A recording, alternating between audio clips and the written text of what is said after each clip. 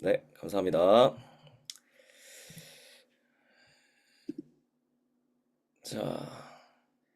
자, 빌립보서 저희 오늘 빌립보서를 갈 건데요. 일단 뭐 방식은 그렇습니다. 뭐 50쇼를 보셨겠지만 사실 그것보다는 좀 더 딥하게 들어가지 않을까 싶고, 어, 그런 상황에서 좀 진행을 해보려고 하는데요. 저도 이렇게 해보는 건 처음이기 때문에 어떤 느낌이 날지, 뭐 재밌을지 어떨지 모르겠습니다. 여러분 오늘 오신 분들이 많이 피드백 주시면 좋겠고, 한 절 한 절을 다 보진 않을 건데, 이게 화면으로 보시는 게 여러분 한계가 있기 때문에 가능하신 분들은 성경책을 좀 옆에 펴놓고 말씀 보시면서 뭐 이렇게 같이 보셔도 또 어떤 말씀 지금 가고 있는지 좀 체크하면서 보셔도 좋겠다. 그리고 이제 일단 말씀 구절 자체는 저희 개역 개정으로 진행하니까 참고해 주면 되겠습니다. 자, 그럼 빌립보서 1장 바로 7절 가보겠습니다. 내가 너희 무리를 위하여 이와 같이 생각하는 것이 마땅하니 이는 너희가 내 마음에 있음이며 나의 매임과 복음을 변명과 확정함에 다 너희가 다 나와 함께 은혜에 참여한 자가 됨이라 이렇게 말씀하고 있습니다. 일단 아시는 것처럼 빌립보서는 빌립보 지역에 있는 그 가정교회들 빌립보 교회에게 쓴 편지입니다. 그리고 이 편지는 옥중서신이라는 것 여러분 기억하시면 좋겠습니다. 바울이 로마 감옥에 갇혀 있을 때 이 편지를 썼다. 근데 여기 보시는 것처럼 이 변호 내가 나의 매임과 복음을 변명함과 확정함에 너희가 나와 함께 은혜에 참여한다 이렇게 얘기하고 있는데 여기서 변호는 아폴로기아 그리고 확정은 베바이오시스라는 단어거든요. 근데 이게 사실 원래 어떻게 쓰인 단어냐면 그 법원에서 쓰인 단어입니다. 법정 용어거든요. 그래서 이 변명은 피고로서 나를 변명하는 것, 변호하는 게 이 아폴로기아 여기서 쓰는 변명함이란 단어고 확정은 증거를 가지고 내 주장을 증명하는 단어입니다. 근데 아까 얘기한 것처럼 이 지금 바울의 상황이 어떤 상황이라고 얘기했죠? 감옥에 갇혀 있는 상황. 그리고 그에 대한 바울에 대한 재판도 지금 진행되고 있는 상황입니다. 그래서 이게 사도행전 24장을 보면 이제 대제사장 아나니아가 장로들이랑 변호사 더둘로랑 함께 내려와서 바울을 고발한 상황이고 법원에. 그래서 이제 이런 이유 때문에 우리가 했다. 근데 이제 바울이 25장에서 뭐라고 얘기하냐면 내가 이 고소 사건에 대해 변명할 기회가 있기 전에 이렇게 얘기합니다. 즉 무슨 말이냐면 피고인으로서 바울은요, 자기를 고발한 사람들에 대해서 그 고발에 대해서 변호할 수 있는 권리가 로마 시민으로서 당시 로마 법정에서 주어진 피고인에게 주어진 권리였다라는 겁니다. 그래서 지금 바울은 이 법정 용어를 사용하면서 여기서 내가 복음을 변명하고 변호하고 확정하는 그 법정에 쓴 용어들을 가지고 실제적으로 얘기를 하고 설명하고 있다라고 볼 수 있겠습니다. 자, 여기서 근데 여기 또 얘기 나오지만, 근데 이 사람이요, 바울이 변호할 때 자신에 대해서도 변호하지만, 동시에 바울은 그냥 나만 위해서 변호하는 게 아니라, 복음에 대해서도 변호해야 합니다. 왜냐면, 지금 이 바울이 잡혀 있는 이유가, 이 복음을 전하다가, 이 복음에 대해서 주장하다가 잡혔고, 그렇기 때문에 바울은요, 자신에 대해서 변호하는 것 자체가, 그 복음에 대해서 변호하는 것과 동일한 거라는 겁니다.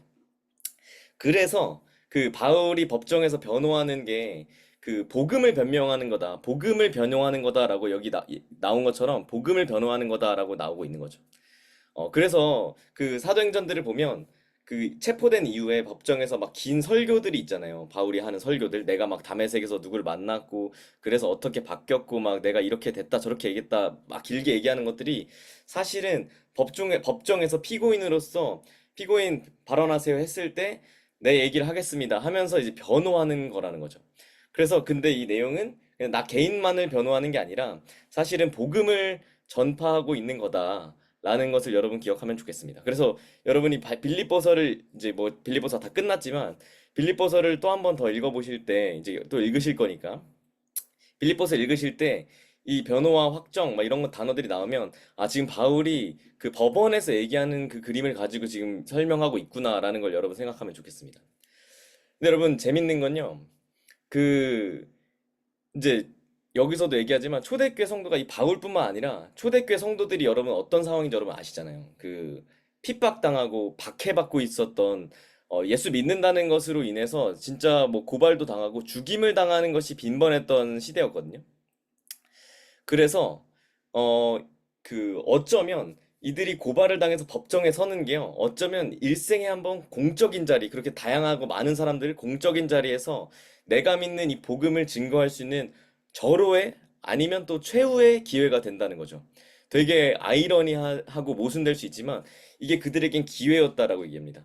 예수님도 총독들과 임금들 앞에 끌려가서 증거, 마르튀리온이란 단어를 쓰는데, 마르튀리온, 여기서 마르튀 해서 이 단어가 나중에 순교자라는 단어도 되고 이 증인이라는 단어가 되는데요.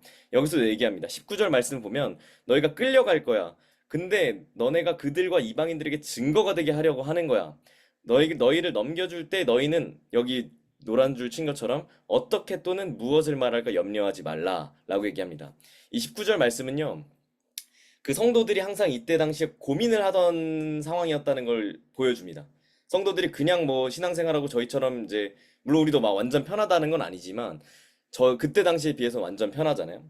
근데 이들이 평소에 법정에 가게 되면 복음을 어떤 말로 증거할지를 항상 고민하고 있었다. 고민할 수밖에 없었던 상황이었다라는 것을 이 말씀은 보여주고 있다는 겁니다. 자, 여러분 잘 따라오고 계시죠? 네. 자, 좋습니다. 다음 8절 가보겠습니다. 자, 여기 8절 말씀 보면요, 내가 예수 그리스도의 심장으로 너희 무리를 얼마나 사모하는지 하나님이 증인이시다 얘기하고 있습니다. 하나님이 내 증인이십니다. 여기 사모한다라는 단어는 에피포테오라는 단어거든요. 에피포테오. 근데 이 단어가요, 그 그리워하는 감정의 강도가 엄청 강하다는 걸 표현할 때 이 단어를 씁니다. 에피포테오는 엄청 그리워한다라는 단어가 사용되고요. 근데 여기서 심장이란 단어가 나오잖아요. 심장. 근데 이게 원어로는 스플랑크논이란 단어거든요. 스플랑크논. 근데 원래 뜻은 내장입니다. 그 인간 내장. 근데 이건 내장이 그 12지장 할 때 그 창자가 아니라 심장, 뭐 간, 폐같이 그냥 인간 몸속에 있는 그 내장들을 얘기합니다. 근데 여기서 바울이 이 단어를, 이 내장, 심장으로 내가 너희를 사랑한다라고 얘기하는 이유는요, 그 고대인들, 그때 당시 옛날 사람들은 인간의 감정이 담기는 그 장소가 바로 이 그 내장, 장기 기관이라고 얘기했던 겁니다. 그래서 우리가 여기서 좀 생각해 보면 좋겠는 거는, 여기서 예수 그리스도의 심장으로 내가 너희를 그렇게 사모하고 그렇게 에피포테오 한다라고 얘기하고 있잖아요. 내가 너희를 그렇게 그리워하고 사랑하고 있다, 사모하고 있다 얘기하는데, 여기 있는 분들 대부분 리더십들인데, 우리가 그 그리스도의 심장을 가지고 진짜 사랑하고 있는지, 예수님이 우리에게 사랑해라라고 하실 때는 이 말로 얘기하는 거거든요. 우리는 진짜 이렇게 심장을 가지고, 내 심장을 가지고 사랑하고 있는지를 좀 살펴봐야 될 것 같습니다. 물론 저부터 마찬가지고, 어, 염소가 막 나한테, 목자한테 와가지고 막 들이받아요. 이렇게 막 뿔로 막 받아. 근데 내가 여기서 화를 내는 게 아니라, 얼마나 힘들고, 속이 쓰리면 나한테 와서 이렇게까지 하나, 하며 그 좀 불쌍히 여기는 마음이 우리, 섬기는 사람들, 리더십들의 그런 심장이자 마음이 돼야 될 것 같고, 만약에 우리들 이게 다 부족할 수 있는데, 그러면 진짜 우리가 내게 맡겨진 그 영혼들, 그들을 위해서 이런 심장을 갖게 해달라라고 기도해야 되는 게 우리의 기도가, 될 것 같아요. 네. 자, 그럼 또 넘어가겠습니다. 자, 10절 말씀입니다. 10절은 지극히 선한 것을 분별하라 얘기하는데요. 지극히 선한 것은요, 영어로 번역하면, 이 원어를 번역하면 실제로는 그 things that really matter. 그러니까 진짜 중요하고 핵심적인 것이라는 얘기를 하거든요. 그럼 여기서 바울은 빌립보 성도들한테 편지로 무슨 얘기를 하는 거냐면, 얘들아, 너네 선한 것 분별해, 이런 느낌보다는 야, 진짜 중요하고 진짜 뭐가 중요한지, 진짜 핵심이 뭔지를 좀 잘 분별해봐 라고 얘기하는 겁니다. 진짜 중요한 거, 어, 진짜 중요한 게 뭔지를 분별하라 라고 얘기하는 거죠. 그 밑에 나오는 단어, 네, 분별하다라는 단어는요, 또 그냥 분별해가 아니라 그 가짜와 진짜, 그 모조품과 진품을 혼동하지 않고 그 정확히 잘 분별하고 구분하는 것을 나타내는 단어거든요. 근데 여러분, 그런 얘기가 있어요. 그 위조 지폐를 체크하는 사람들 있잖아요. 위조 지폐를 검사하는 사람들이 그 위패를 걸러내는 방법이 뭔지 아세요? 여러 방법들이 있겠지만 그들에게 위조 지폐를 많이 가르치는 것도 있지만, 그들에게는 사실 진짜 지폐를 계속 만지게 합니다. 계속 살펴보게 하고 진짜 지폐를 계속 연구하게 합니다. 근데 그러다 보면 진짜 지폐, 정말 진짜 지폐를 제대로 알게 되면 나중에 위조 지폐를 살짝 만졌을 때 미세하지만 그 무게 차이가 느껴지고 미세한 그 차이들이 느껴지면서 이들이 그 모조품과 진품, 위조 지폐와 진짜 화폐를 구분하게 된다는 거죠.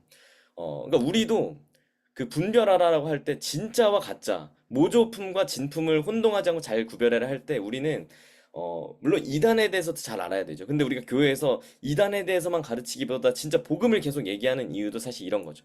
진짜 우리가 복음을 제대로 알면 가짜가 왔을 때 이것들을 분별해낼 수 있다는 거죠. 가짜와 진짜를 분별해내라라고 사도 바울이 얘기하고 있는 겁니다. 밑에 또 진실하여라는 단어가 나오는데요. 에일리 에일리 크리네스라는 단어가 나오는데 이 단어는 이 진실하여로 번역된 단어는 에일리 크리네스 이 단어가 그 태양빛 에일레 이 단어랑 판단하다 크리네오라는 단어의 그 동사 두 개의 합성어거든요. 그래서 태양의 빛같이 환하다고 판단되는 이란 뜻입니다. 이게 어떤 느낌이냐면 진실하다는 건 순도 100%, 그 금 같은 거를 재련할 때 순도 100%로 혼합물이 아예 섞이지 않은 완전 깨끗한 상태라는 것을 얘기합니다. 그래서 바울은 여기서 얘기하는 것은 너희가 이만큼 진실하게, 이만큼 진실하게 그리스도의 날까지 이르러라. 이렇게 분별해라. 진짜가 되어라. 라고 계속 촉구하고 있다는 거죠. 자, 다음 또 넘어가겠습니다. 바로 쭉쭉 넘어갈게요. 뭐, 네, 13절 가보겠습니다. 13절. 뭐, 혹시 근데 내가 이거 너무 궁금하다 하시는 게 있으면, 뭐, 갑자기 마이크 켜고 얘기하셔도 되니까, 여러분 편하게 들어오시면 되겠습니다. 자, 계속 갑니다. 나의 매임이 그리스도 안에서 모든 시위대 안과 그 밖에 모든 사람이 나타났다 얘기하는데, 이걸 이제 이 원어 헬라어를 직역하면, 내가 갇힘은 그리스도를 위한 것임이 드러났다. 이 전체를 다 번역하면 내가 감옥에 갇혀 있잖아, 지금. 나 감옥에 갇혀 있잖아. 근데 이 내가 감옥에 갇힌 것은 그리스도를 위한 것임이 온 시위대 안과 기타 모든 사람에게 나타났다라는 의미가 됩니다. 내가 감옥에 갇힌 게 그리스도를 위한 것이다. 근데 이게 모든 시위대랑 기타 모든 사람에게 나타났다라고 얘기하는데요. 이 시위대라는 단어가 여기서 보면 프라이토리오라는 단어입니다. 프라이토리오. 근데 여러분 이 단어 어디선가 들어본 것 같은데 여기 뒤에 써 있지만 그 원래 라틴어 브라이도리온이라는 단어에서 온 외국어 단어거든요. 이 단어가 그 마가복음에서 나오죠. 군인들이 예수를 끌고 브라이도리온이라는 뜰 안으로 들어가서 온 군대를 모았다. 이렇게 나오는 마가복음에서 등장하는 단어인데 바울은요, 그 갇혀있는 동안에 이 브라이도리온 근위병들이 있었습니다. 이 브라이도리온 근위병들. 근데 그들에게, 어떻게 보면 우리로 따지면 약간 LAPD라는 단어가 될 수도 있고. 근데 그리고 그들한테, 그 감금당했을 때, 이 근위대 병들한테, 그리고 감금 기간 동안에 접할 수 있었던 모든 사람들에게 복음을 증거했다라는 뜻이 됩니다. 어, 네. 그래서 이게 무슨 뜻이냐면요. 이 바울이 이때 당시 상황을 좀 설명드리면 바울이 사도행전 28장 맨 마지막을 보면 유숙하는 집에 있다가 그 혼자 지낼 수 있는 작은 집, 셋집에 셋방에서 내가 이태 동안 있었다, 뭐 2년 동안 있었다 이렇게 얘기를 하기도 합니다. 근데 이때 상황이 어떤 거냐면 가택연금이에요. 가택연금은 뭐냐면 밖으로 나갈 수는 없어요. 그 집안에 갇혀 있는데 찾아오는 사람들, 면회 오는 사람들을 만날 수는 있었거든요. 근데 그래서 이때 그 당시 이 근위병들이 가택연금 할 때 감시를 해야 되잖아요. 우리도 옛날 사극 보면 그 유배가 있는 사람들 계속 감시하는 사람들이 있잖아요. 그냥 버려두고 뭐 알아서 편하게 산 게 아니라. 근데 이들이 그 아마 추정하건대 최소 2명씩 하루 3교대씩은 바울을 계속 감시했을 거라고 그 여러 문헌들을 보면 그래요. 그러면 하루에 6명씩이에요. 근데 매일 똑같은 사람들이 오는 게 아니라 이게 계속 교대를 하거든요. 그러면 만약에 한 달만 해도 180명이 돼요. 그러니까 한 달이면 바울을 찾아오는 근위병들이 있었는데 바울이 이들이 그냥 여기 와서 감시를 하고 있잖아요. 근데 바울이 뭐 하겠어요? 그 사람들이랑 뭐 농담 따먹기 할 것도 아니고 그냥 놀고 있는 게 아니라 이 사람들을 데리고 근위병들인데 자기를 감시하러 온 사람들인데 바울이 이들에게 복음을 전하는 거예요. 그래서 여기 나온 것처럼 온 시위대 사람들에게 내가 갇힌 게 그리스도를 위한 게 나타났다라고 설명하고 있는 거거든요. 그래서 하루에 8시간씩 3교대니까 24시간 나눠서 하루 8시간씩 6명한테 하루에 그거를 180명, 한 달이면 180명에게 계속 복음을 전한 겁니다. 어, 그래서 이렇게 복음을 전하는데 그래서 우리가 유추하는 게 아마 바울이 이들에게 복음을 전해서 이들에게 그 근위병들 중에 복음을 믿게 된 사람들이 조금씩 조금씩 늘어났을 거다. 물론 뭐 무시하고 듣지도 않은 사람들이 있었겠지만 바울이 이들에게 복음을 전해서 이 근위병들 중에 예수님을 믿게 된 사람들이 조금씩 조금씩 늘어나기 시작했을 것이다라고 유추합니다. 그래서 바울이 얘기하는 게 뭐냐면 어, 내가 이렇게 그 갇혔음에도 이들에게 복음을 전했기 때문에 내가 내 갇힌 것들이 이들에게 나타난다라고 얘기합니다. 그래서 바울은 갇혔지만 복음은 갇히지 않고 오히려 더 널리 퍼지게 되었다라고 얘기하고 있는 거죠. 그래서 얘기하는 건 아마도 나중에 그 로마 땅에 가고 하면 막 예수를 믿는 사람도 있었을 텐데 이 사람들이 아마도 이미 예수를 믿던 사람들이 있었던 이유는 바울이 근위병들을 통해서 예수를 믿었고 이것들이 조금씩 흘러나갔을 거다라고 유추하는 것이 합리적이다라고 보는 학자들의 의견들이 많습니다. 자, 또 다음 14절 쪽 가보겠습니다. 14절 말씀 얘기하는데 바울이 여기서도 얘기하죠. 나의 매임으로 말미암아 주 안에서 그 신뢰함으로 겁없이 하나님의 말씀을 더욱 담대히 전하게 되었다라고 얘기합니다. 어, 내가 갇혀 있는 게 정확히 어딘지 모르겠어요. 근데 로마 어딘가라고 생각하는데 로마 도시라고 생각하는 그 감옥이라 생각하는데 여기서 그 톨마오 동사는요. 톨마오라는 동사를 쓰는데 용기를 내어 담대하게 용기를 내어 뭐뭐를 하다라고 얘기합니다. 근데 이 단어는 바울이 감옥에서도 아까 얘기한 것처럼 복음을 전해서 병사들을 포함한 로마 관리들이 믿음을 갖게 된 것들을 바울이 본 거죠. 그렇기 때문에 이 사람들 바울과 또 빌립보 성도들 그 여러 사람들이 더욱 용기를 내서 복음을 전하는 그 계기가 되었을 것이다라고 유추할 수 있습니다. 그래서 여기 형제들 중 다수가 나의 매임으로 말미암아 더 하나님의 말씀을 담대히 전하게 되었어. 왜냐하면 내가 갇혔는데도 복음이 전해지고 복음이 왕성해지는 걸 그들이 내 형제들 중 다수가 보기 때문에 그들도 용기를 낼 수 있었어라고 얘기하고 있다는 거죠. 자, 여러분 이해가 되고 계신 거죠? 저랑 같이 오고 계신 거죠? 네, 저 혼자 지금 막 그런 게 아니겠지? 저 굉장히 걱정됩니다. 네, 여러분이 카메라 켜고 네, 사인 보내주신 거 보고 있습니다. 감사합니다. 자, 다음은 네, 이건 스킵하고 넘어가겠습니다. 이건 좀 넘어가보겠습니다. 자, 우리 잘 아는 말씀. 이는 내게 사는 것이 그리스도니 죽는 것도 유익함이다. 뭐 찬양도 있잖아요. For me to live is Christ and to die is gain. 내가 처형되지 않고 살게 되면 나머지 삶은 그리스도를 위해 사는 게 되고 처형당해 죽게 되면 그것도 유익이다. 근데 여기서 유익이란 단어가 쓰이는데요. 이게 좀 이따가 빌립보서 3장에서 더 자세히 보겠지만 이게요. 경제적 맥락에서 쓰이던 단어거든요. 유익, profit이라는 단어입니다. profit가 로스 할 때 그 단어가 쓰이는 거거든요. 나에게 이득은 죽는 거다라고 얘기합니다. 그래서 죽는 것조차 나에게 이득이다. 죽음이 경제적으로 이득이다라고 말하면서 그 당시 바울이 빌립보서를 쓴 이유가 빌립보 교회 안에 갈등들이 굉장히 많아. 서로 싸우고 막 갈등하고 이런 것들이 되게 많았거든요. 여성 리더십 간에 막 갈등도 있었고. 근데 야 죽는 것조차 나에겐 이득이야라고 얘기하면서 갈등을 한 방에 잠재우려고 하는 의도가 좀 숨어 있어요. 자, 그리고 요거는 좀 보면 좋은데 사는 것은 그리스도다라고 얘기하는 게 헬라어로 보면 토젠 크리스토스라는 단어거든요. 그 말이거든요. 근데 이때 당시에 유행하던 말이 있었어요. 로마에서. 그 로마 사회에서. 토젠 토젠 크리스토스였고 토젠 크레스토스라는 단어가 유행했습니다. 이 뜻은요. 당시 유행하던 이 말은 사는 것, 인생은 좋다라는 말이었어요. 그래서 아마 어, 우리가 유추할 수 있는 건 그 성경을 보면 여기뿐만 아니라 되게 언어 유희를 많이 하거든. 워드 플레이라고 하는데 일부러 운율 같은 거를 좀 맞춰가지고 사람들이 기억에 남게 하는 거. 어떻게 뭐 약간 제가 옛날에 막 했던 막 빌파리베이바 뭐 이런 것들 막 그 뭐야 뭐 그런 것들도 있고 어쨌든 약어들 쓰기도 하고 했는데 이렇게 언어 유희를 굉장히 많이 했습니다. 그래서 토젠 크리스토스라고 얘기하면서 당시 유행하던 토젠 크레스토스라는 말과 굉장히 유사하게 일부러 쓰면서 그래서 우리는 이게 뭐 그냥 써 있는 거구나 하지만 그때 당시 사람들 헬라어로 이 성경과 편지를 읽었던 사람들은 이 말을 썼네. 우리로 따지면 뭐가 있을까요? 요즘 유행하는 어떤 밈을 여기 쓴 거겠죠. 비슷하게 단어를. 그래서 토젠 크리스토스라고 하면서 사는 것은 좋다. 인생은 좋다가 아니라 사는 것이 좋은 게 아니라 사는 것은 그리스도다라고 이렇게 얘기하면서 일부러 이들에게 이것을 좀 더 강조해서 각인시키려고 바울이 노력했다라는 걸 엿볼 수 있습니다. 자, 여기서는 그 헬라어를 나오는데 여러분 헬라어 그리스도가 너무 많이 나와서 뭐 자기만 공부했다고 이거 자랑하는 거냐 뭐 이렇게 할 수 있는데 제가 이 헬라어 지금 그리스어를 자꾸 풀어내는 이유는요.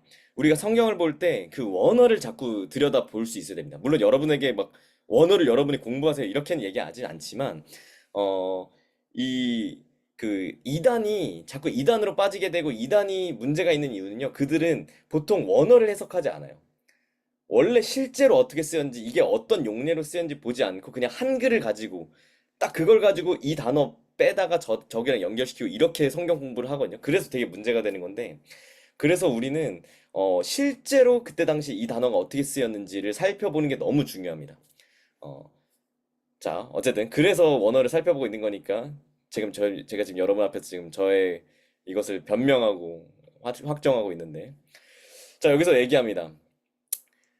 그리스도 예수 안에서 너희 자랑이 나로 말미암아 풍성하게 하려 한다라고 얘기하잖아요. 네, 자랑한 주체가 너희예요. 그럼 뭘 자랑할 걸까?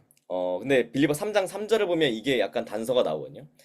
뒤에 보면 그 그리스도 예수로 자랑한다라고 얘기하는데 실제로는 여기서 그리스도 예수로 자랑한다라고 할 때 어떤 그 동사가 나오고 자랑한다라는 단어가 더 뒤에 n 이게 영어로 in이거든요. in 뭐뭐 안에서 그래서 이게 in 크리스토 뒤에가 크리스토예요. 그래서 in 크리스토스라고 해가지고 그리스도 안에서라고 할 수 있는데 이 그 헬라어 원어 그 문법상으로 보면 이 단어가 카우코메노인데 이 뒤에 n이 나오면요. 이걸 뭐뭐 안에서라고 볼 수도 있지만 실제로는 뭐뭐 뒤에 것을 이 단어 n 뒤에 나오는 것을 자랑하라 라고 해석하는 게 좀 더 자연스럽습니다. 그래서 이거는 사실 뭐뭐 안에서 자랑하라 라는 단어도 되지만 뭐뭐를 자랑하라 그 말은 그리스도 안에서 자랑하라 라기보다는 그리스도 예수를 자랑하라 라는 뜻이 된다는 거죠. 그래서 여기서도 그 26절에서 나오는 것도 너희가 그리스도를 자랑하는 것이라기보단 그리스도에 대한 너희 자랑이 너희가 그리스도를 자랑하는 것이 이렇게 해석돼야 되고 이 말은 고린도전서에서 뭐 바울서신 다른 데서도 쓰일 때 용례들이 다 똑같습니다. 자랑하는 자는 주 안에서 자랑하라라고 돼 있는데 그럼 이건 뭐가 돼야 될까요? 위에를 따지면 주 안에서가 아니라 주를 자랑하라가 되겠죠. 위에랑 똑같이. 예. 엔 크리스토 주 안에서 여기서는 엔 퀴리오 종 주님 뭐 이거지만 어쨌든 주 안에서 자랑하라를 주님을 자랑하라. 그래서 이 단어들을 보실 때 빌립보서를 보거나 바울 서신들을 보면 간혹 이런 말들이 나와요. 뭐뭐 예수 안에서 자랑하라 뭐 이런 단어 나올 때 그때 여러분들 생각하면 되죠. 아 이건 예수 안에서도 되지만 사실 예수를 자랑하라는 뜻이구나. 바울은 계속해서 전하는 얘기를 하는 거예요. 복음을 자랑하라. 내가 복음을 부끄러워하지 아니한다. 내가 복음을 자랑한다. 예수를 자랑한다. 계속 이렇게 계속 예수님을 자랑하는 것을 얘기하고 있죠. 자, 글이 굉장히 많은데 네. 조금씩 천천히 살펴보겠습니다. 여기서 복음에 합당하게 생활하라는 단어가 있잖아요. 이 단어가 원어로는 그 폴리티오마이라는 단어거든요. 이 단어는 시민으로서 자기 의무를 다하며 살라라는 단어가 폴리티오마이, 합당하게 생활하라는 단어입니다. 시민으로서. 그래서 빌립보서가 그 시민권 하늘에 있다라는 얘기가 나오잖아요. 그래서 이 단어들이 이렇게 다 엮이는 거예요. 그러니까 우리가 한글로 볼 때는 사실 이게 전혀 연결되지 않는데 원어로 보면 합당하게 생활하라 폴리티오마 근데 뒤에 가니까 폴리튜마 시민권 이게 동사 이 위에는 폴리튜마인 동사고 명사가 되면 폴리튜마가 되거든요.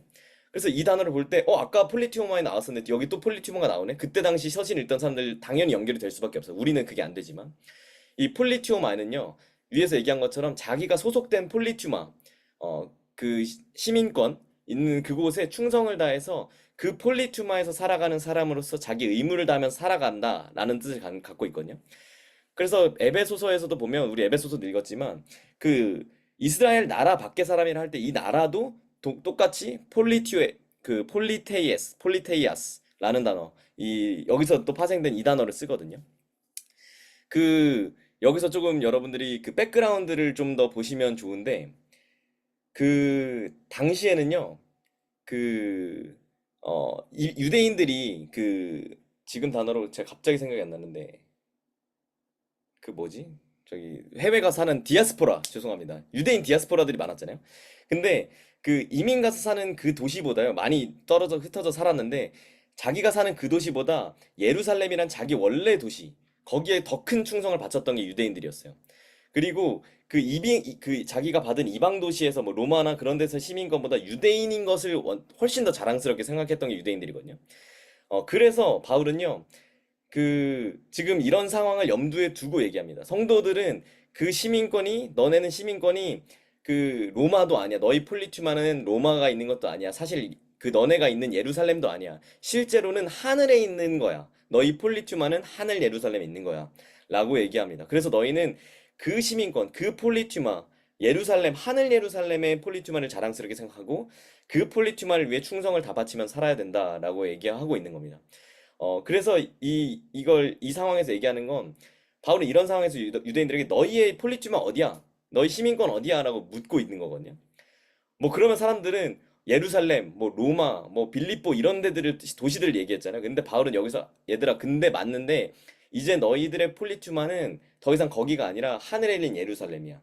그래서 그 도시를 위해 충성을 위해 살아. 다른 말로 하면 너희는 우상 숭배하지 말아라 라는 얘기를 하고 있는 겁니다. 왜냐면 빌립보 지역에 굉장히 로마 도시였고 유럽이었고 그 마게도냐 쪽에 굉장히 우상들이 많아서 우상 숭배라는 사람이 많았거든요. 그래서 여기서 얘기하는 것은 우상 숭배하지 말아라. 너희 폴리튜마는 하늘에 있는 거야라는 걸 기억하라라고 얘기하고 있는 겁니다. 자, 이해가 되시지요?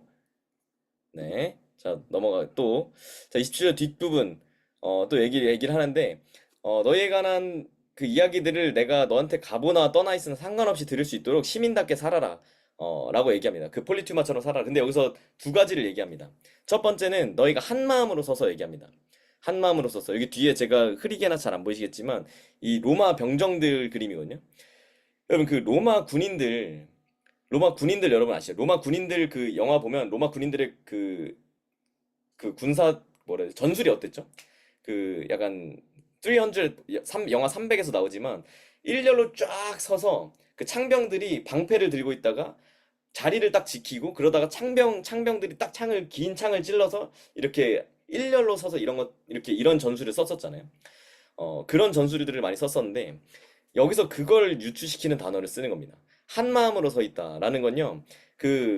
이 실제로 이 당시에 쓰이던 단어 완료형에서 만들어진 동사라서 병사들이 전쟁터에서 옆에 사람이 떨어져 나가도 너네는 그 자리를 지켜, 메꿔. 그래서 그 자리를 자기 자리를 지키고 일렬로 쫙 서 있는 것을 묘사하는 단어가 바로 여기 나오는 한 마음으로 서서라는 단어입니다. 어, 그래서 여기서 굉장히 얘기하고 있는 것은 또 여기 재밌는 건 당시에 로마 군인들이 전역하면 로마 시민권을 받았거든요. 그래서 이 얘기도 아까 얘기한 폴리티마랑도 연결이 되고 이 빌립보 지역에도 이렇게 복무하고 전역해서 은퇴한 병사들이 되게 많았어요. 그래서 일부러 이런 그들이 이해할 수 있는 그때 당시 군대에서 사용하던 용어들까지 가져와서 사용하면서 이들이 이해할 수 있게 한 마음으로 서서는 너네가 이런 식으로 서라는 거야. 옆에 사람들이 어떻게 되든 너넨 자리를 굳건히 지키고 서야 돼라는 식으로 얘기하고 있다는 거죠. 자, 두 번째, 한 뜻으로 협력해라. 밑에서 얘기하는 것처럼 복음의 신앙을 위하여 협력하는 것 얘기하잖아요. 이 단어는요, 함께 싸우다라는 단어입니다. 함께 싸우다. 이 단어는 신약 성경에서 여기 지금 1장 27절이랑 빌립보서 4장 3절에만 나오거든요. 근데 이 단어는요, 그 막 운동선수로서 함께 싸우다는 뜻도 있지만, 그것보다는 그 로마 시대 검투사들 알죠? 글라디에이터 알죠? 그들이 원형 경기장에서 팀을 이뤄 함께 싸운다는 의미가 굉장히 그 당시에 그런 용례로 많이 쓰였습니다. 그래서 일부러 그들에게, 그러니까 아까 얘기한 것처럼 이들이 자꾸 떠올릴 수 있는 그 이미지, 자꾸 그들이 보고 듣고 알고 있던 것들을 계속 바로 일부러 가져와서 그 단어들을 쓰면서 이들에게 자꾸 알기 쉽게 이해하기 쉽게 설명하고 있다라는 겁니다. 그래서 아까 얘기한 것처럼 제가 뭐 그 전법이 그 팔랑크스라고 하죠. 로마 군대들 그리스 군대들이 싸웠던 거 이렇게 동그랗게 진을 치고 쫙 창을 펴고 이렇게 해가지고 부채처럼 싸웠던 것 그렇게 너희가 한 마음으로 서라라는 얘기를 하고 있다라는 겁니다. 자, 다음 29절인데요. 너희는 그를 위하여 고난도 받게 하려 하신다라고 얘기합니다. 여러분 우리 알고는 있지만 고난은요 선택이 아니라 필수입니다. 바울은 그렇게 얘기하고 있습니다. 데살로니가전서에서도 여러 번 얘기하거든요. 우리로 이것 환난을 당하게 하신 줄을 너희가 친히 알리라.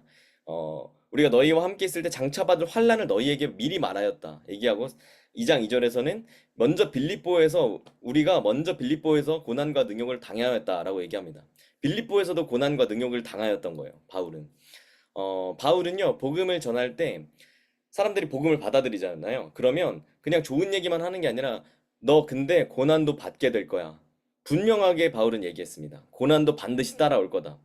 어, 그래서 근데 이제 사람들이 그래서 고민을 해보는 거죠. 아, 나에게 그런 곤란이 찾아오겠구나. 근데 그러고도 나서 세례를 받고 예수를 믿겠다라고 하는 경우에만 바울은 세례를 주었습니다. 반드시 100% 너네는 환난을 받게 될 거야. 이것을 미리 말하고 그건 안 상태에서 세례를 받게 했다라는 것이죠. 그래서 여러분 이, 이 사람 바울이 아마 이들이 뭐 넘어가겠습니다. 좀 더 설명할 수 있는데 네 넘어가겠습니다. 너무 길어질 것 같아서 계속 네 여러분 재미가 있진 않죠? 아닌가? 네 어떨지 모르겠네요. 네. 네, 그래도 한번 또 언제 이런 거 들어보겠냐는 마음으로 한번 잘 들어봐 주시면 좋겠습니다. 자, 좋습니다. 여기서 이제 너무 유명한 바로 2장으로 쑥 넘어가겠습니다. 2장 6절인데요. 그는 근본 하나님의 본체시나 하나님과 동등됨을 취할 것을 여기지 아니하시고 하는데 여기서 이 본체, 하나님의 본체라는 단어가요. 몰페라고 나는 단어입니다. 이건 한번 뭐 마이크 끼지 않겠지만 따라해 볼까요? 몰페. 네, 몰페라는 단어, 모르페라는 단어가 나옵니다. 이 단어는요, 이 본체라고 번역된 이 단어는 어떤 게 눈으로 볼 수 있는 형태로 나타난 것이란 뜻이거든요.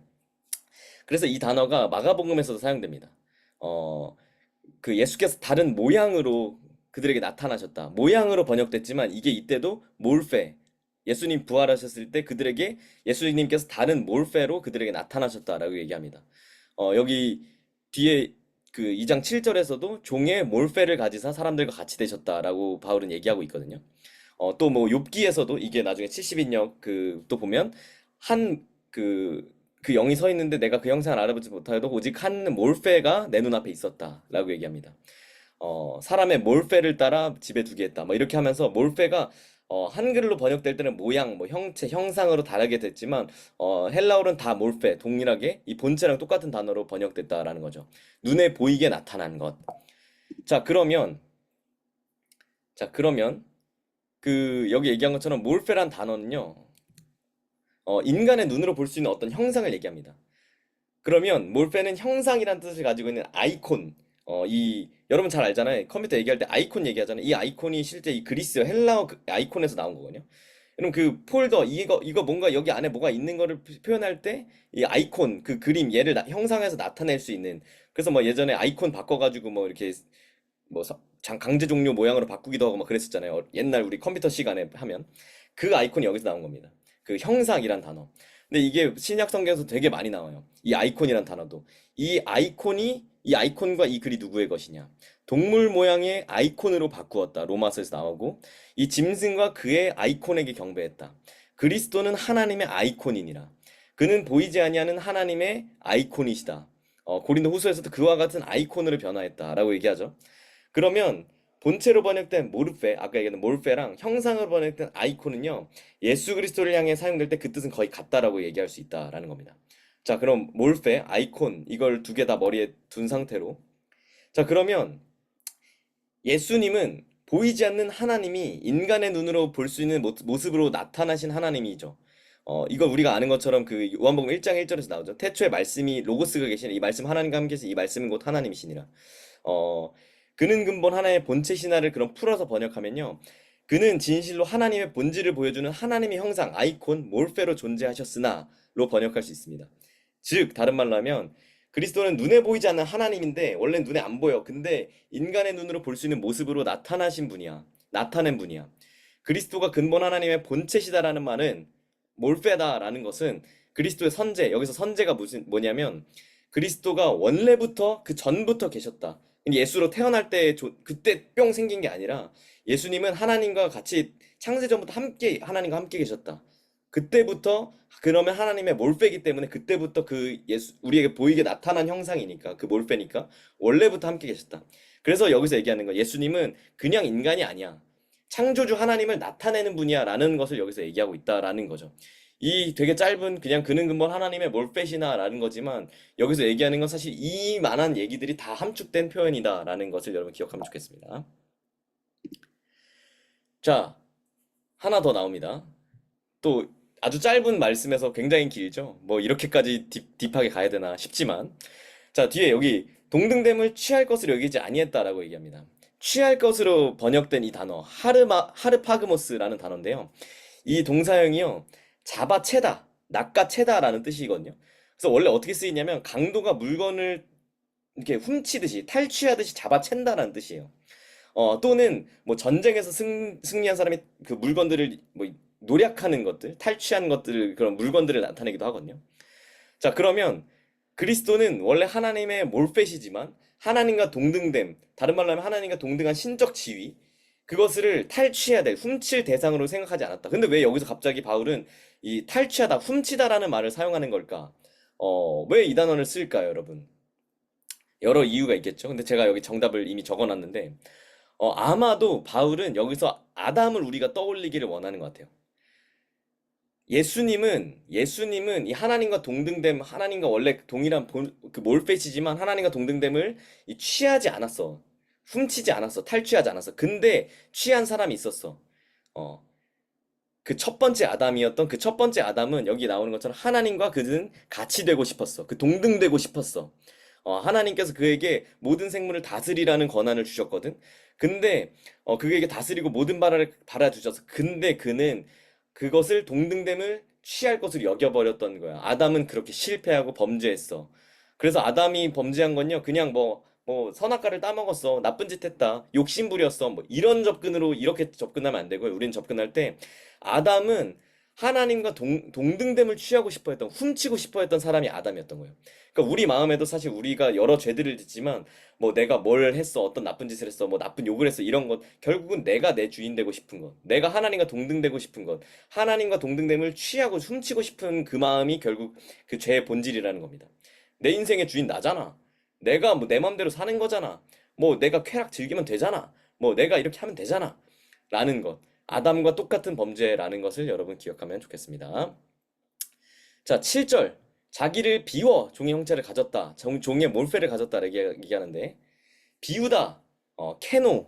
그래서 여러분 케노시스라는 말 어디선가 들어봤어요? 뭐 케노시스 기독론 막 이런 얘기도 많이 하는데요. 어딘가에 들어있는 것을 다 쏟아내고 비우다라는 단어입니다. 그래서 이거를 요한일서에서는 이 목숨을 버리셨다, 내어놓다라고 표현하기도 했습니다. 근데 아마 이거를 그 이사야에서 가져와 사용한 걸로 보이거든요. 바울이랑 요한이. 자기 영혼을 버렸다라고 설명한 여기서 가져와서 목숨을 버리다, 영혼을 버렸다, 목숨을 버리다. 이 개념으로 일부러 사용해서 차용해 온 것 같아요. 인용한 것 같아요.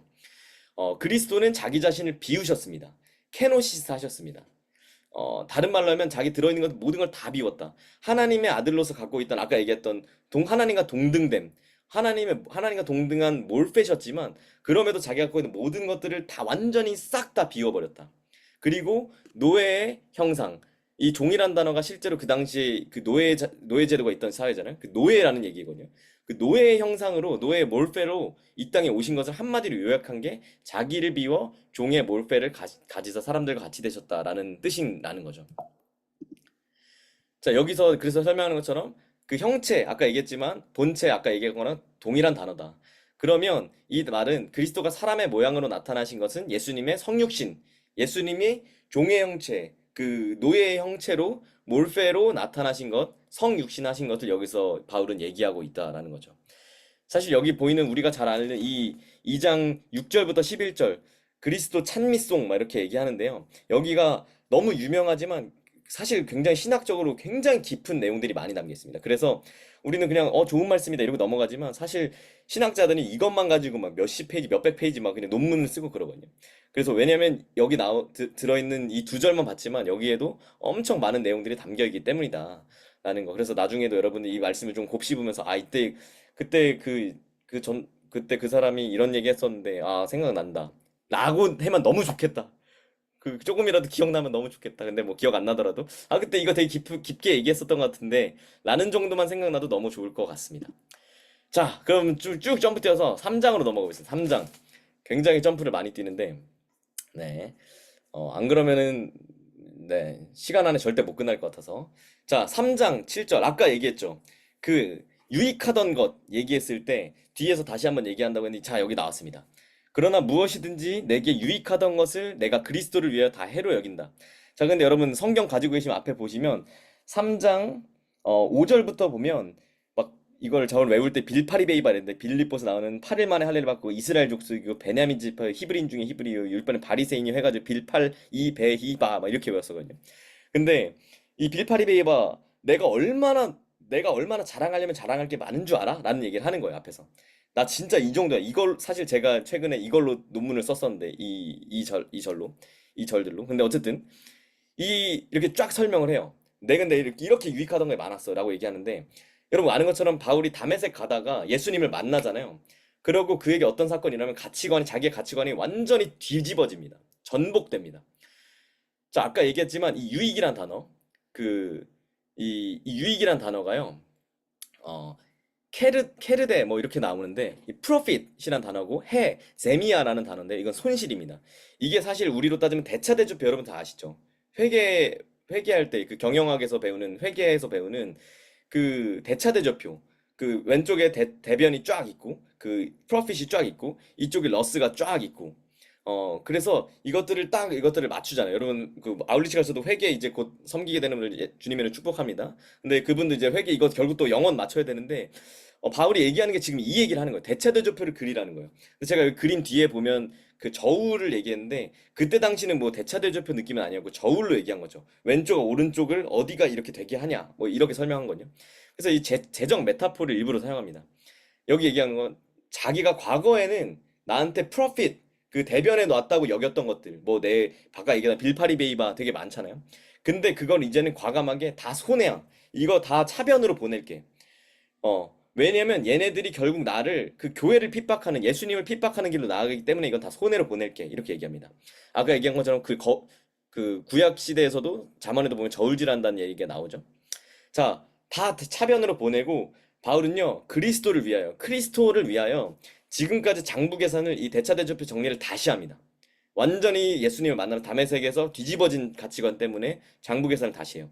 그 전까지 대변에 있던 것, 프로핏 쪽에 있던 것은 다 차변으로 이동시키는 거죠. 왜냐하면 아까 얘기한 것처럼 다메섹 사건 때문에, 그리스도 때문에. 그래서 이 바울이 자신의 인생을 되돌아보면서 다메섹 도상에서 사건 때문에 장부 정리를 새로 합니다. 자, 근데 그 또한 모든 것을 해로 여기게 되는데요. 이 장부 정리 결과인 거. 장부 정리를 해보니까 이건 다 해다. 내가 원래 갖고 있던 막 기속으로 내가 태어날 때부터 갖고 있던 지위, 뭐 성취했던 지위들 다 이런 것들이 있었는데, 뭐 그가 뭐 베냐민 지파였고, 뭐 그랬던 것들은 사실 원래부터 있었던 그냥 태어날 때 타고난 거고, 근데 성취했던 것도 있거든요. 근데 그런 것들을 다 대변해서 차변으로 다 이동시키는 거죠. 그리고 이 저울처럼 여기 이렇게 돼 있던 게 원래 이렇게 돼 있던 것 나한테 이렇게 되게 많았던 이득들을 다 이쪽으로 쫙 보내는데 그럼에도 불구하고 내 이득이 더 많아. 왜냐하면 여기 그리스도가 왔기 때문이야. 이쪽 저울에 그리스도가 오니까 내가 나한테 있던 이 모든 것들을 다 일로 보내도 그럼 이렇게 돼야 될 것 같잖아. 하지만 이렇게 돼. 완전히 이렇게 돼. 왜냐하면 여기 그리스도가 있기 때문에 이것들은 다 쓰레기와 같다. 배설물과 같다라고 설명합니다. 자, 여기 얘기하지만 내구 왜 내가 그렇게 하냐면 예수 그리스도를 아는 지식이 가장 고상하기 때문이야. 다른 말로 하면 자기가 알고 있던 어떤 철학적 지식, 그때 당시 막 스토아파들도 유행하고 했는데 율법 지식보다 예수를 아는 지식이 더 상위 고차원적인 지식이야. 예수를 아는 지식이 뭐야? 어, 다메섹에서 만난 예수님. 내가 그렇게 핍박했던 십자가에서 죽은 예수가 그리스도라는 것, 예수가 메시아다라는 것을 아는 것, 나의 구원자다라는 것을 아는 것, 그게 바로 예수 그리스도를 아는 지식이다라는 거죠. 바울은 당시에는요, 원래 그 히브리인이었고 막 이렇기 때문에 바리새인이었기 때문에 그 예수는 그냥 하나님의 저주를 받아서 나무에 달려 죽은 범죄자라고 얘기하거든요. 왜냐면 그때 당시 사람들에게 어떤 믿음이 있었냐면 유대인들에게는 여기 나오는 것처럼 저주를 받은 바 돼서 나무에 달린 자마다 저주 아래 있는 자다 얘기하거든요. 이게 신명기에서 나온 거예요. 신명기 말씀 보면 누구든지 나무에 달린 자마다 저주 아래 있다. 하나님의 진노를 받게 된다 얘기하거든요. 그러니까 유대인들 입장에서는 예수님이 십자가를 졌어. 나무에 달렸어. 그러면 그들이 볼 땐 그전에는 괜찮아 보였어도, 야, 근데 하나님이 저 사람 결국, 우리로 따지면 그래요. 하나님이 허락하셨잖아. 십자가에 못 박히게 허락하셨잖아. 그러면 저 사람은 저주받은 게 맞는 거야. 라고 그들은 다 인식하고 있던 거죠. 그, 바울도 똑같은 겁니다. 그러니까 그는 그 자기 믿음을 가지고 교회를 다 핍박하고 죽였던 거죠. 왜냐하면 저주받은 사람이니까 저 사람은 하나님이 아니야. 라고 얘기하던. 근데 자기 이해가 잘못됐던 거다. 어, 과거에 잘못된 예수에 대한 인식을 버리고 예수는 그리스도다라는 새로운 지식을 얻게 됐다. 어떻게? 다메섹 도상에서 예수님을 만남으로써 바뀌게 됐다. 우리도 마찬가지로 이 예수님을 만날 때 이 완전한 가치관의 전복이 일어나야 됩니다. 그냥 뭐 예수님 믿고 뭐 이렇게 뭐 적당히 뭐 신앙생활하고 뭐 교양 쌓고 뭐 요 정도 느낌이 아니라 여러분 예수님을 진짜로 만나면 여러분 예수님 그래서 복음과 저는 충돌한다라는 표현을 쓰는데 여러분이 복음 대신 예수를 진짜 충돌해서 만나면요 우리에게 있던 그 가치관 전복이 일어납니다. 그전에는 내 인생에서 커리어가 중요했어. 뭐 다른 것들이 되게 중요해 보였어. 근데 예수님이 나의 인생에 들어오니까 다른 것들 다 뭘 해도 이건 중요하지 않아 라고 설명합니다. 그래서 여기 설명하는 것 손실 처리되고 잃어버리고 라는 말 뒤에 나오지만 내가 그를 위하여 모든 것을 잃어버리는 것 이건 손실 처리되는 것 아까 얘기한 것처럼 그 대차 대조표에서 손실 처리되는 것 재미오 여기도 또 얘기하는데 이건 손해를 보다라는 뜻이거든요. 근데 이 사람은요, 자기가 그 예수님을 믿게 되면서 아마도 자기 가족들, 가문의 영예, 뭐 바리새인들 사이에서 받고 있던 존경, 뭐 아마 아버지 유산, 그리고 아마 이 사람은 부인이 있었을 거라고 보거든요. 그 가정 생활도 하고 있었을 텐데, 여러분 뭐 독신이었지 않아? 뭐 이렇게 얘기할 텐데, 이거 뭐 나중에 기회가 되면 또 설명드릴 수 있으면 좋겠습니다. 근데 바울은 아마도 결혼했었을 거예요. 라고 저는 유추해요. 왜냐면 그때 당시 그렇게 바리새인이었고 막 율법을 가르치고 이러려면 결혼을 하지 않았으면 그런 자격이 주어지지 않았거든요. 그래서 뭐 이건 나중에 또 설명드릴 기회가 있습니다. 또 원어를 또 살펴보면서 설명드리면 좋은데 어쨌든 근데 아마 부인에게 이혼을 당했을 거다라고 봅니다. 근데 그런 것들마저 다 잃어버리게 된 거예요. 왜냐면 그가 개종했으니까 원래 유대교 사람을 만났을 거잖아요. 그 집안 대 집안으로. 근데 떠난 거죠. 근데 그런 손실조차 아깝게 여기지 않았습니다. 그냥 그 정도가 아니라 배설물로 여겼다. 배설물이 어떤 단어냐면요. 여러분 배설물은 그냥 뭐 진짜로 실제로 여기 뒤에 나오지만 대변, 찌꺼기, 뭐 쓰레기 여기 나오네. 스키발론이라는 단어인데 대변, 찌꺼기, 쓰레기란 단어입니다. 나는 이걸 이 정도로 여긴다. 내가 그리스도 한게 십자가에 못 박혔으니까 이제 내가 사는 게 아니야. 내 안에 예수님이 사시는 거다라고 고백하는 게 여기서 나오는 겁니다. 그리스도를 얻고라고 하는 이 단어도 대차대조표에서 역시 사용되는 단어입니다. 아까도 얘기했지만 여기서 이렇게 사용되는 모든 단어들이 지금 계속 대차대조표, 저우를 계속 그 메타포를 사용하고 있다는 거 여러분 기억하시면 좋겠습니다. 절대 나에게 손실이 아니야. 내게 있는 건 모든 것들을 다 절로 보내도 내게 그리스도만으로 이것보다 훨씬 더 가치 있어진 내 인생이다. 저것들은 다 스키발론, 찌꺼기, 대변, 똥이다. 이렇게 얘기하고 있는 거죠. 실제로 이게 똥으로 사용되는 단어입니다. 헬라어 단어를 찾아보면 스키발론 보면 똥 이렇게 나와요. 어. 자, 쭉 넘어갑니다. 또 19절 가보겠습니다. 자, 19절 말씀. 자, 그들의 마침 멸망이요, 그들의 신은 배요. 이렇게 얘기합니다. 믿지 않는 사람들. 뭐, 그렇게 얘기하는데, 자, 그들의 신은 배요라고 얘기하는데요. 아까도 얘기해 나왔죠. 그 위장이란 단어가 나옵니다. 또. 그 위장은요, 근데 여기서 아까랑 다른 단어입니다. 죄송합니다. 그 위장이 그들의 하나님이다라는 단어를 얘기하거든요. 그들의 신은 배요라는 말은 위장이 그들의 하나님이다. 근데 이 위장을 얘기하는 건요, 무슨 단어냐면 식욕만을 얘기하는 게 아니라 육체의 모든 욕망들을 얘기합니다. 그럼 그 사람들에게 육체 욕망에 따라 살아가는 그 사람들에게는 육체 욕망이 그들에게 하나님 노릇하고 있다는 거야. 이렇게 설명하는 겁니다. 그래서 그 예수님도 얘기했고 바울도 계속 이 얘기를 얘기합니다. 입으로 들어가는 모든 것은 배로 들어간다. 이 위장으로 들어간다. 육체 욕망을 상징하고 있죠. 일로 들어가서 뒤로 내버려진다. 음식은 배를 위해 있고 배는 음식을 위하여 있다. 근데 이거 다 패하실 거야. 여기서도 얘기하는 건 육체 욕망을 상징합니다. 다만 자기들의 배만 섬긴다. 여기서 똑같이 얘기하죠. 자기들의 배만, 그 육체 욕망들만을 섬긴다. 라고 얘기하십니다. 그리스도를 섬기는 게 아니라 누구를 섬긴다? 자기들의 육체 욕망만을 섬긴다. 당시 우상 숭배하고 그 육체의 쾌락 가운데 살아가고 있던 빌립보 성도들한테 그들의 신은 배야. 너희들의 하나님은 위장이야. 너희는 위장이 너네 하나님이야. 이렇게 얘기하고 있는 거예요. 육체 욕망이 너네 하나님이잖아. 이렇게 설명하고 있다는 거죠. 자, 쭉쭉 스킵해서 지금 4장까지 왔습니다, 여러분. 자, 잘 따라오고 계시죠? 자, 거의 끝나갑니다. 자, 한 10분 정도만 집중력을 가지고. 자, 여기서 항상 기뻐하라 나오잖아요. 항상 기뻐하라. 어, 판토테라는 단어인데요. 판토테라는 단어는요. 우리는 rejoice always라고 하기 때문에 항상 기뻐하라라고 얘기하고 뭐 물론 맞습니다. 근데 이거는요. 더 적합한 번역은 어떤 경우에든 어떤 상황에서든이란 뜻으로 번역하는 게 좀 더 적절합니다. Under any circumstances에서 기뻐하라라는 뜻이거든요. 삶의 조건이 어떻게 변하더라도 기뻐하라는 뜻입니다. 물론 언제나가 그 말이죠. 근데 좀 더 구체적으로 풀었으면 그거라는 거죠. 그 믿음이 없는 사람은 삶의 조건이 좋으면 기쁘게 살고 막 삶의 조건이 나빠지면 우울증에 빠지고 막 우울해지잖아요. 근데 기독교 신앙은요, 이 부분에서 확연한 차이를 보입니다. 삶의 조건과 관계없이 나의 삶의 조건이 어떠해도 기쁜 삶을 살 수 있게 하는 게 기독교 신앙입니다. 왜냐하면 여러분 신앙은요, 인생을 바라보는 관점을 바꿔주는 거예요.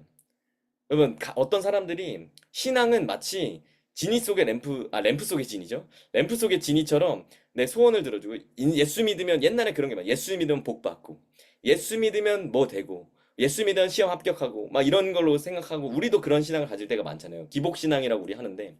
근데 여러분, 신앙은, 그런 관점이 아니라, 인생을 바라보는 관점이 바뀝니다. 내가 이 시험에서 떨어지더라도, 내가 취업이 안 되더라도 나는 기뻐할 수 있어. 왜냐면, 내가 원래 쓰고 있던 안경이 예수 그리스도의 안경으로 바뀌었기 때문에 내가 인생을 바라보는 관점이 바뀌었기 때문에 이제는 그것들이 바뀌지 않더라도 나는 감사하고 기뻐할 수 있다라는 것이 여기서 바울이 얘기하고 있는 관점이다라는 겁니다. 자, 이 관점이 4장 내내 이어지니까 이 관점 여러분 기억하면서 따라오시면 좋겠어요. 자, 11절 얘기합니다. 내가 궁핍함으로 말하는 것이 아니니라 어떤 형편에서든 나는 자족하기를 배웠다라고 얘기합니다. 지금 계속 나오죠. 자, 내가 크게 기뻐한다. 내가 크게 기뻐한다. 아까 얘기한 것처럼 내가 크게 기뻐해. 근데 내가 궁핍하지 않기 때문에 돈이 생겨서 그렇게 하는 것이 아니다라는 말이에요. 여기도 굉장히 많은 단어들이 뭐 많은 본문들을 찾아볼 수 있지만 제가 뭐 다 뺐는데 바울이요 진짜 가난했습니다. 돈이 없었어요. 어, 정말 없이 살았던 사람이었습니다. 근데 그래서 자신이 현재 궁핍한 상황이고 돈이 없던 상황이라는 걸 부정하지 않았어요. 근데 사실 이 빌립보서를 보다 보면 연보해서 뭐 고맙다 뭐 이렇게 얘기하고 하는데 빌립보 교회가 실제로 바울에게 많은 헌금들을 계속 지속적으로 해줬기 때문에 바울이 굉장히 이들에게 또 이것 때문에 쓰는 이유도 있었거든요. 빌립보서를. 자, 여기서 얘기하는 것 자족, self-sufficiency라고 얘기하는데요.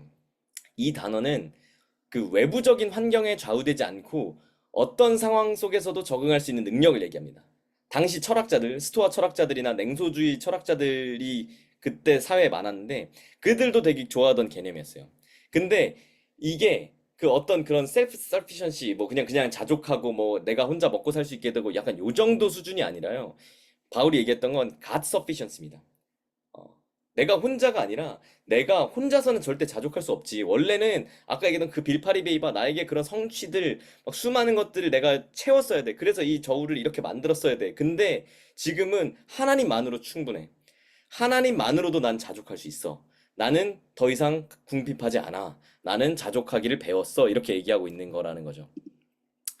자, 한 번 더 얘기합니다. 나는 비천에 처할 줄도 알고 풍부에 처할 줄도 알아. 얘기합니다. 이 말은 그냥 뭐 내가 그렇게 하는 방법을 알게 됐어가 아니라 실제로 내가 경험했다라는 얘기를 하는 겁니다. 바울이 심한 가난을 경험했고요. 자존감 낮아지는 일들을 경험했다라는 것을 여기서 보여줍니다. 비천이란 단어가. 그리고 풍부에 처할 줄도 알아는요. 원래는 바울이 부유한 사람이었을 때도 있었다라는 걸 보여주는 것 같아요. 바울은요, 개종하기 전에 아까 얘기했지만 굉장히 잘 나가는 사람이었어요. 종교적으로나 정치적으로나 그때 사회적으로나. 매우 부유한 가문의 아들로 어려움 없이 자랐을 거거든요. 그러니까 이 고백들을 하는 거예요. 근데 모든 일에 배부름이 여기 얘기하는 건 12절 뒷부분 모든 일 곧 배부름과 배고픔과 풍부와 궁핍에도 처할 줄도 아는 일체의 베개를 배웠노라 라고 얘기하는 건 여기는요 열거되어 있는 모든 종류의 상황 속에서 어떻게 살아야 되는지 나는 이미 체험적으로 다 안다라고 얘기합니다. 고린도 전후서에서 이 얘기들을 바울이 되게 많이 하거든요. 뭐 내가 얼마나 줄였고 배고팠고 목말랐고 헐벗었고 매맞았고 정처가 없었고 손으로 내가 직접 일을 했고 모욕을 당했고 막 박해를 받았지만 참았고 뭐 비방을 받았지만 욕을 먹었지만 내가 권면도 했고 막 이렇게 얘기합니다. 그래서 내가 진짜 만물의 찌꺼기처럼 됐었다 뭐 얘기도 하고 고린도 후서에서도 또 얘기하죠. 많이 견디는 것 환난 궁핍 고난 매맞음 가침 난동 수고로움 자지 못함과 못함 가운데서도 먹지 못한 가운데서도 이런 것들을 내가 다 경험했던 것들을 경험을 얘기하죠. 내가 그런 것들을 다 체험적으로 배웠다라고 얘기를 하고 있는 겁니다. 자, 뒤에 또 나오죠. 뭐 이런 것들, 수많은 것들, 내가 막 40의 감염에 이만큼 맞았고, 막 두드려 맞았고 죽을 뻔하기도 하고, 뭐 밤에, 뭐 너무 뭐 셀 수 없이 많은 것들을 얘기합니다. 자, 내가 이런 것들을 다 경험했어라고 얘기합니다. 자, 근데 13절 이거는 여러분 같이 한번 읽어볼까요? 뭐 마이크 지 않으셔도 되고 한번 읽어보겠습니다. 시작. 내게 능력 주시는 자 안에서 내가 모든 것을 할 수 있느니라. 아멘. 여러분 이 말씀 어떤 뭐 개업하거나 사업 처음에 하거나 뭐 이럴 때 항상 써붙이는 말씀이에요. 내게 능력 주시는 자 안에서 모든 것을 할 수 있다. 뭐 nothing is impossible 막 이렇게 얘기하잖아요. 근데 사실은요, 이거를 되게 보통 앞뒤 쪽 그 절들을 다 생략한 다음에 그냥 내가 모든 걸 할 수 있어. 이렇게 사용하잖아요. 근데 이 말은 이 문맥상에서 지금 앞에서 계속 제가 설명해 온 것들 여러분 기억하시잖아요. 내가 이런 비천에도 처해봤고 풍부에도 처해봤어. 근데 어떤 상황 속에서도 내가 만족하면서 살 수 있고 그러면서도 내게 맡겨주신 그 사도적 사명, 그 예수 그리스도의 복음을 부끄러워하지 않고 내가 그 브라이도리온 근위병들에게까지 복음을 전하고 갇힌 와중에서도 복음을 전할 수 있게 이 사명을 다할 수 있다. 내가 어떤 상황에서도 이렇게 할 수 있다. 근데 이게 가능한 이유? 다른 게 아니야. 내가 원래 그런 사람이 아니야. 그런 게 아니라 그런 능력을 나에게 주시는 분 예수님 안에서 예수님으로 인해서 이게 가능한 거다. 라고 바울은 얘기하고 있는 겁니다. 그래서 여기서 바울이 얘기하는 것, 빌립보서를 통해서 얘기하는 것, 굉장히 많은 얘기들 했지만, 그 재정 얘기도, 그 재정 메타포, 아까 얘기했던 저울 얘기도 했었고, 대차대조표 얘기도 했었고, 그래서 나에게 진짜 중요한 것이 무엇인지, 내가 갇힌 와중에서도, 메인 와중에서도 복음을 전해서 로마에 복음이 퍼져 나가게 되고, 그걸 보고서 사람들이, 와, 진짜 저런 와중에서 복음을 전해지고, 복음이 진짜 전해지고 믿게 되는 사람도 있다. 역사가 일어난다. 이런 걸 보면서 또 더 많은 형제들이 더 담대히 전할 수 있게 되었고. 그리고 우리는 함께 싸워야 돼. 일심으로. 마음이 흐트러지고 딴 마음으로 서로 그 갈등하지 마. 그 로마 군인들이 팔랑크스 한 것처럼 한 마음의 일심으로 서서 그 일렬로 쫙 서서 이걸 지켜내야 돼. 너네 흐트러지지 마, 넘어지지 마 얘기하고 있고. 우리가 내가 비천에도 처하고 풍부에도 처하고 여러 어려운 상황에 처하지만 내게 능력 주신 자 안에서 내가 이런 상황 가운데서도 어려움이 있지만 살아갈 수 있어. 왜냐면 내게 가장 중요한 것 예수님이 있기 때문이야. 라는 것들을 설명하고 있습니다. 자, 여기까지 빌립보서 1장의 4장까지의 네, 뭐 간단하다면 간단하고 굉장히 길다면 긴 강해라고 해야 될까요? 뭐 성경 공부가 돼야 될 강의가 돼야 될까요? 뭐 이런 것들을 좀 진행해 봤습니다. 여러분들 조금 그래도 조금 이해가 되셨을까요? 네, 했습니다. 혹시 뭔가 궁금한 게 있으신 분 계신가요? 혹시 나 뭐 이런 거 좀 궁금하다. 뭐 예를 들어서. 근데 뭐 너무 많은 얘기를 해가지고 뭘 물어봐야 될지도 모를 수 있죠. 어, 저 질문 하나 해도 될까요? 네, 말씀해 주십시오, 나연님. 어, 아까 바울이 세례 줄 때 고난 받는 거 또 말한 다음에 그 다음에 추가로 하시려다가 마신 말씀 있잖아요. 아, 그 그- 다른 네. 네. 뭐였냐면 그냥 저거는 좀 더 부연 설명을 하려고 했었는데 뭐 엄청난 얘기는 아니었고 그래서 아마 바울이 그 고난이 있을 거야라는 얘기를 했던 게 아마 그들에게 세례를 주기 전 개종 후에 이제 물어봤을 거라고 아까 얘기했잖아요. 근데 그 다음에 그래서 그 뭐 제가 이건 저한테 나연님도 저한테 세례 교육 받으셨었잖아요. 근데 그 세례 교육 받을 제가 세례 교육도 많이 하는데 세례 교육 할 때마다 제가 하는 얘기 중에 하나가 뭐냐면 그 여러분 지금 저희는 오늘 저희 뭐 SNS에서 세례교육 얼마 동안 받는지 아세요? 기간? 세례교육 기간? 뭐 2주 정도 받아요. 2주. 근데 초대교회 당시 얼마 동안 받았을까요? 세례교육 퀴즈입니다. 뭐 그냥 아무거나 찍어 보시면 뭐 하루 온종일 좋습니다. 자, 1년 나오고 좋습니다. 자, 3년이에요. 3년. 당시 사람들은요, 세례교육을 3년 동안 받았다라고 해요. 3년 동안. 근데 그랬던 이유가 뭐였냐면, 그 세례교육을, 아까 얘기한 것처럼 그들은요, 세례교육을 받을 때 그냥 우리처럼, 아, 이제 뭐 세례 받았으니까 종교란에 기독교인 체크할 수 있다. 요 정도 느낌을 받기는 게 아니라요. 그때 그들이 살던 상황은 바울도 그렇게 한 것처럼 그들에게 얘기해요. 너 예수 믿고 싶어? 예수 믿을 거야? 근데 고난 있을 거야. 근데 그 고난이 뭔 줄 알아? 근데 그때 당시 초대교회 상황의 박해가 어느 정도였냐면, 여러분, 그, 그 콜로세움 아시죠, 여러분? 로마 가면 항상 우리 방문하는 콜로세움. 그 콜로세움이 사실 기독교인들을 처형 장소로 쓰였거든요. 그 장소에다가 맹수들을 풀어놓고, 굶주린 맹수들을 풀어놓고, 기독교인들을 그 안에 던져놓고, 그들이 거기서 죽임을 당한 것들을 로마 시민들이 구경했어요. 그리고 그때 당시엔 전기가 없었잖아요. 그래서 횃불로 불을 밝혔는데, 로마 거리 당시에 문헌을 보면 어떤 기록들이 실제로 있냐면, 그 로마 길거리에 그 살아있는 그리스도인들을 장대에다 매달아 놓고 그들에게 기름을 부어서 그 길거리에 그들을 횃불로 썼어요. 그들에게 불을 붙여서 그리스도인들이 불타 죽으면서 그들이 길거리에 횃불이 되게 했었어요. 그래서 실제로 그 문헌들을 보면 그 로마 시대 당시에 그 초대교회 당시에 그 길거리가 죽어가는 그리스도인들로 인한 신음소리, 비명소리가 온 로마 거리에 가득했다라는 기록들이 있거든요. 그래서 우리 아는 것처럼 그 튀르키예에 있는 뭐 카파도키아 근처 데린쿠유, 뭐 카타콤 이런 것들이 있듯이 그들의 그래서 이제 핍박을 피해서 지하 도시로 들어가기도 했고 그래서 그들이 세례를 받는 상황들은 그런 시대상이 있었다는 거죠. 그냥 뭐 대충 하는 게 아니라 그런 너 이 정도 고난을 받아. 너도 알다시피 이 정도 고난을 받을 거야. 근데 너 받을래? 이런 얘기를 했다는 거죠. 그래서 우리가 세례를 받았잖아요. 여러분 여기 계신 분들 대부분 세례를 받으셨을 텐데 뭐 세례를 받지 않은 분들도 있을 수 있고. 근데 우리가 세례를 생각할 때 그냥 뭐 종교 의식이었다. 뭐 물 뿌렸다. 뭐 그때 물 그때 막 머리 왁스 이쁘게 했었는데 막 망가졌다. 뭐 에어랩 했었는데 막 망가졌다. 이런 느낌 정도가 아니라요. 그때 당시 세례를 받는 건 어떤 거였냐면 그 공동체와 사람들 앞에서 내가 예수님을 믿습니다라는 고백은 나 이제 죽을 수 있습니다. 나 이제 죽겠습니다. 나 이제 어쩜 정말 죽을 가능성이 높아집니다라는 고백이었다는 거죠. 왜냐면 진짜 고발해서 나는 세례교인이기 때문에 공동체 앞에서 고백을 하잖아요. 누가 날 고발할 수도 있는 거예요.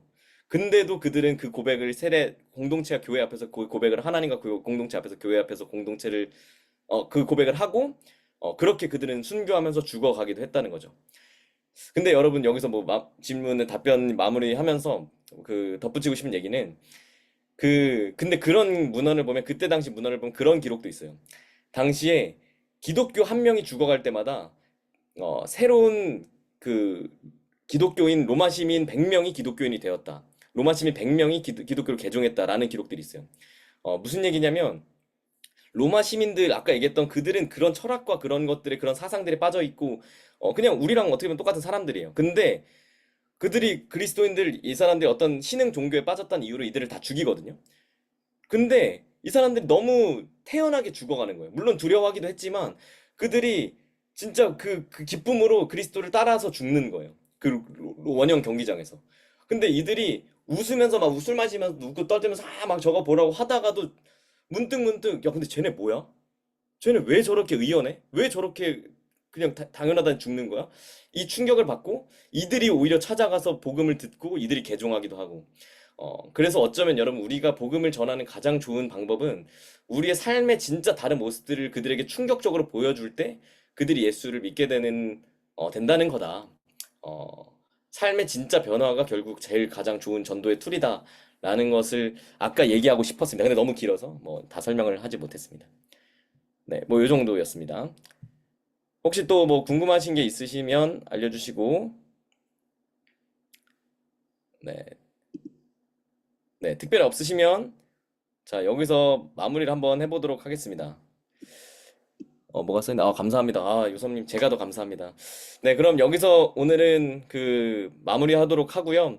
어, 그냥 뭐, 어땠는지, 뭐, 좋은 것도 좋고 안 좋은 것도 좋고 뭐 저한테 피드백을 뭐 어떤 방법으로 할지 모르겠지만 주십시오. 예, 그럼 제가 좀 더 고민해 보고 더 좋은 방법으로 더 여러분들에게 사실 오늘 이제 진짜 마무리 이제 1분 뒤면 마무리 할 건데 제가 이걸 오늘 했던 이유는 다른 게 아니라 그냥 통독 너무 좋고 제가 항상 통독 암송 막 시키지만 말씀을 볼 때, 이 말씀이 그냥 쓱 지나갔던 이 말씀이 이렇게까지 깊이가 있는 말씀, 이 말씀이 이런 뜻이었어? 약간 이런 좀 재미를 여러분이 조금이라도 느끼게 하고 싶은 마음이 좀 있었습니다. 근데 제가 딜리버리 때문에 제가 여러분들 재밌게는 하지 못했던 부분들이 있어서 조금 죄송하다는 생각이 들고, 근데 여러분들이, 되게 신기하다, 재밌다, 말씀 이렇게 보는 것도, 라는 생각 여러분 진짜 조금이라도 스치듯 지나갔다면 저는 그것만으로도 하나님께 감사하며, 네, 오늘 시간 맞춰보도록 하겠습니다. 여러분 너무 늦은 시간에 이렇게 줌 들어오는 거 진짜 어려운 거 아는데 너무너무 고생하셨고 너무너무 감사합니다. 여러분 감사합니다. 앞으로 남은 통독도 끝까지 화이팅 하겠습니다. 화이팅!